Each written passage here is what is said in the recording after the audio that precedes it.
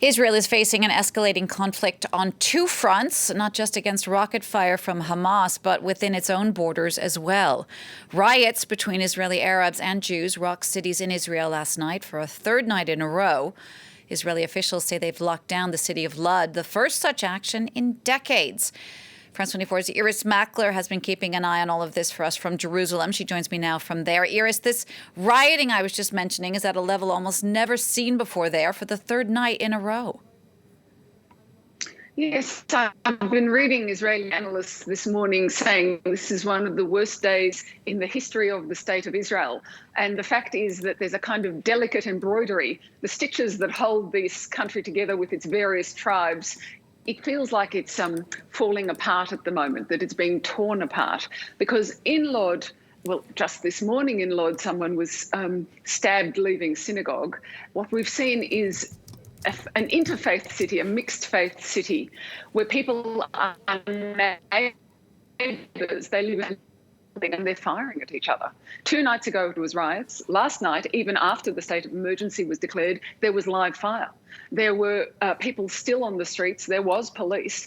But I heard the mayor of the town of Lod saying this is like a civil war. And if we're not careful, that's where it will get to.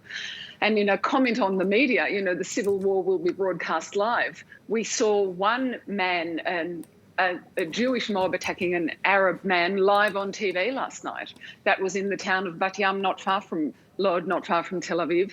And in Akko in the north of Israel, there was the reverse situation, an Arab mob attacking a Jewish man. Both those victims are in hospital and their future is not clear. So it really is a war on two fronts. And some commentators are saying that Israel may or may not win the war with Gaza, but that actually the very pressing issue is the war at home. Irris, what about the timing of all of this? Is there any reason why all of this is happening now, this week? Partly it's to do with the Muslim holy month of Ramadan, which is always a time of friction. Partly it's to do with events in Jerusalem. And partly I think it is to do with a political vacuum.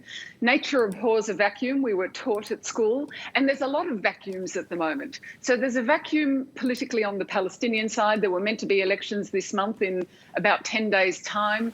And they aren't being held. They've been postponed, maybe cancelled. I think Hamas and this military operation came into that vacuum. They were hoping to win in those elections. On the Israeli side, there hasn't been a government, proper so-called government in 2 years.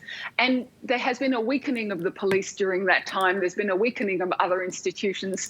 And into that vacuum, we see this rioting. There's also which is what's happening in the Arab towns where young Arab men are shooting each other. And that isn't being policed. So I think there's many vacuums. Irris, thank you for that. France 24's Irris Makler there. Well, the UN Security Council